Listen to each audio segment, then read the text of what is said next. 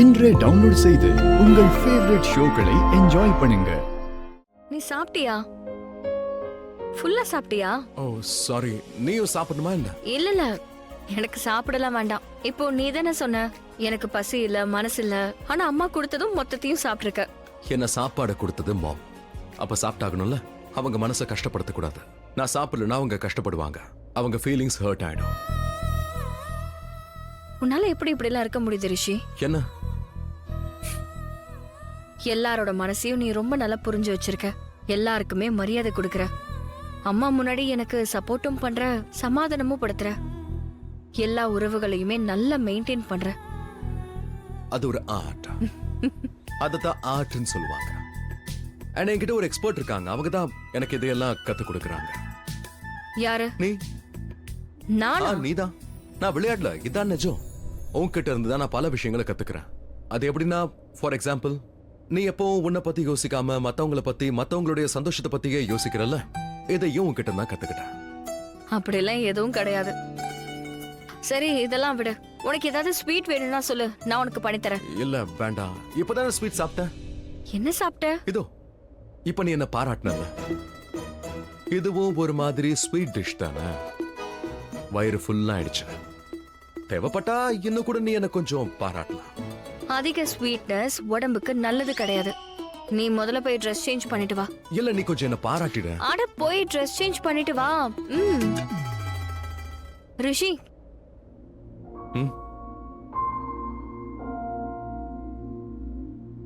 என்னாச்சு? நீ சிரிக்கும் போது ரொம்பவே அழகா இருக்க. அப்போ உன்னுடைய கண்களும் சிரிக்குது. நீ தான் எல்லாரை விட பெஸ்ட். உனக்கு இந்த பாராட்டு போதுமா இல்ல இன்னும் கொஞ்சம் வேணுமா? இல்ல, இப்போதைக்கு போதும். வயிறு ஃபுல் ஆயிடுச்சு.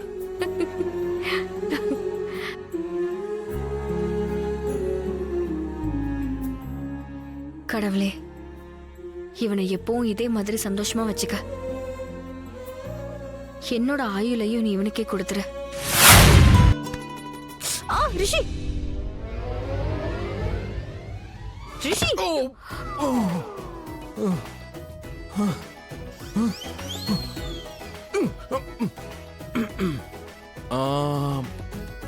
என்னாச்சு? என்னாச்சுன்னா? அது தூங்கிட்டு இருந்தேன். கொஞ்சம் அதிகமா ரிலாக்ஸ் பண்ணிட்டேன். விழுந்துட்டேன். யார் வேணா விழலாம். Big deal. நான்லாம் விழுந்ததே இல்லையே. எப்பயாவது நீயும் விழுந்திருப்ப. அப்படி நான் விழுந்து நீ பாத்திருக்கியா? ஒருவேளை நீ விழும்போது நான் தூங்கி இருந்திருப்பேன். பாத்திருக்க மாட்டேன். ஓ, இருக்கலாம். சரி, நான் இப்பவே கீழே போயிட்டு எல்லார்கிட்டயும் இந்த விஷயத்த சொல்லிடுறேன். இல்ல இல்ல இல்ல இல்ல இல்ல லக்ஷ்மி, வேண்டாம் ப்ளீஸ். யார்கிட்டயும் சொல்ல வேண்டிய அவசியம் இல்ல. ஏன்னாச்சு? இதெல்லாம் ஒரு பிக் டீலா என்ன? எல்லாரும் தான் விழுவாங்க. சரிமா, நான் விழுந்துட்டேன். சந்தோஷமா? ஹாப்பி? போதுமா? நாளை யார்கிட்டயும் சொல்ல மாட்டேன், கவலைப்படாத. Okay, thank you. ஒரு செகண்ட். பட் காரணத்தை சொல்ல. நான் எப்படி கீழே விழுந்தேன் இப்போ? அப்படின்னா நான் விழுறதுக்கு முன்னாடி நீ கத்துனல்ல, அதனாலதான் விழுந்தேன். ஆனா ஏன் கத்துன? அது நீ தூங்கும் போது தெரியாம நான் உன்னோட கையை மிதிச்சிட்டேன். அது கம்மல் எடுக்க போனல, அப்போதான் தெரியாம மிதிச்சிட்டேன். வாட்? தூக்கத்துல நீ என் கைய மிதிச்சிட்டியா? என்ன? ஆமா, என் கை கீழே எப்படி வந்துச்சு? அட ஒண்ணும் இல்ல, நீ தூக்கத்துல என்னோட காலை தொட்டுக்கிட்டு இருந்த. என்னது? நான் தூக்கத்துல உன் காலை தொட்டனா? ஆனா ஏன் தூக்கத்துல உன்னோட காலை நான் தொட்டேன்? அதுதான் ஏன்னு எனக்கும் ஒண்ணும் தெரியல. ஒருவேளை நீ ஏதாவது கனவு கண்டிருக்கலாம். அந்த கனவுல கூட நீ பெருசா ஏதாவது தப்பு பண்ணிருக்கலாம். அதுக்காக நீ என்கிட்ட மன்னிப்பும் கேட்கலாம். அதனாலதான் என் காலை நீ தொட்டுக்கிட்டு இருந்தியோ என்னமோ. எனக்கு எதுவும் புரியவே இல்லை. நீ ஒரு லூசு. நிஜமாவே நீ ஒரு மின்ட்டு தான். அதாவது என்னோட முட்டாள் புருஷா, நீ என்னோட காலை நான் கம்மல் எடுக்க போயிட்டு இருந்தேனா, அப்போ தெரியாம உன்னோட கை என் கால பட்டுருச்சு. அதனாலதான் நான் இப்படி ஜோரா கத்துனேன், வேற ஒண்ணும் இல்ல. சரி, அப்போ இந்த விஷயத்த சொல்லு. நான் உன் காலை தொட்டேன், ஆனா அதுக்காக நீ ஏன் கத்தணும்? என்ன ரிஷி, கணவன் மனைவி காலை தொடக்கூடாது, மனைவி தான் கணவன் காலை தொடணும். இது என்ன ரூலு? மனைவி கணவன் காலை தொடும்போது கணவன் ஏன் மனைவி காலை தொடக்கூடாது? ஹஸ்பண்ட் அண்ட் ஒய்ஃப் தானே, லைஃப் பார்ட்னர். எல்லாமே சரி சமமா இருக்கணும். நீ இருக்கியே ரொம்பவே வித்தியாசமானவன். அப்படியா? அதோட எல்லார விட ரொம்ப நல்லவன். அது உண்மைதான். Thanks for the compliment. அப்புறம் கீழே கூட நீ விழுவ. யூ யூன்னு சொல்லிக்கிட்டு இருக்காத. சீக்கிரமா போய் ரெடி ஆயிடு, இல்லனா ஆபீஸ்க்கு லேட் ஆயிடும். நான் உனக்கு பிளாக் காஃபி போட்டு கொண்டு வரேன். ஓகே. திடீர்னு மாயமாயிட்ட. உன்னை விட்டு நான் எங்க போக போறேன்? நீ என்ன மனசார கூப்பிட்டு பாரு, உடனே உன் முன்னாடி ஓடி வந்துருவேன்.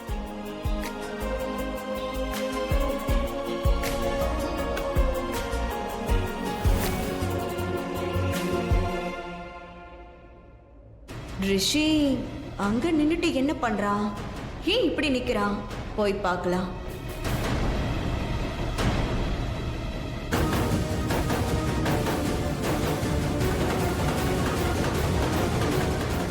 ரிஷி, அத்தை. என்ன அத்தை? நீ இங்க நின்னு என்ன பண்ணிட்டு இருக்க? இங்க யாருமே இல்லையே, செவத்தோட பேசிட்டு இருக்கியா? இல்ல, நான் வந்து அது லக்ஷ்மி அவளை தேடிக்கிட்டு இருந்தா. நீங்க லக்ஷ்மி எங்கேயாவது பாத்தீங்களா? ரொம்ப நேரமா தேடிக்கிட்டு இருக்கேன். காட், இந்த லக்ஷ்மி என் பையனை அடிமையாக்கி வச்சிருக்கா, இவனை பைத்தியமாக்கி வச்சிருக்கா. வீட்ல 2 பசங்களும் அவ பின்னாடி தான் இருக்காங்க.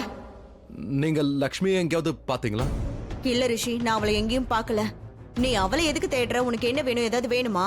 ஆம், எனக்கு வந்து ஒரு கிளாஸ் கரிஷ்மா, தண்ணி. நாங்க கிளம்புறோம். ஓகே, டேக் கேர், பாய். பாய். ஓகே, பாய். வெறும் பாயா?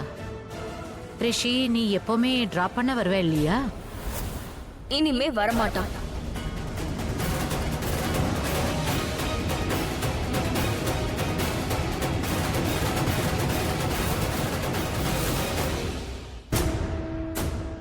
முதல்ல எல்லாமே வேற மாதிரி இருந்துச்சு ஆண்டி.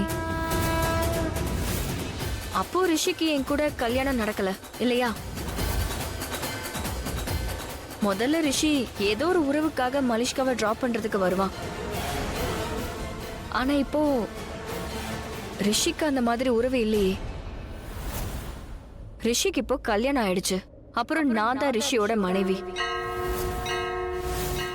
அதனால எல்லா உறவுகளுக்கும் நாம மதிப்பு கொடுத்தாகணும் இல்லையா? நான் ரிஷிக்காக விரதம் கூட இருந்திருக்கேன். விரதம் இருந்து ஒரு மனைவிக்கான கடமையை நான் செஞ்சிருக்கேன். அதோட ரிஷியும் எனக்கு தண்ணியை கொடுத்து விரதத்தை முடிச்சு வச்சிருக்கான். கணவனோட கடமையை அவன் சரியா செஞ்சிருக்கான்.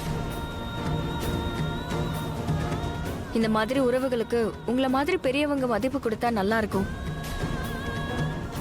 ஐம் சாரி, உங்களுக்கு புரிய வைக்கிறதுக்காக தான் நான் இப்படிலாம் சொன்னேன். தப்பா எடுத்துக்காதீங்க. நீ தான் புரிஞ்சுக்கல லக்ஷ்மி.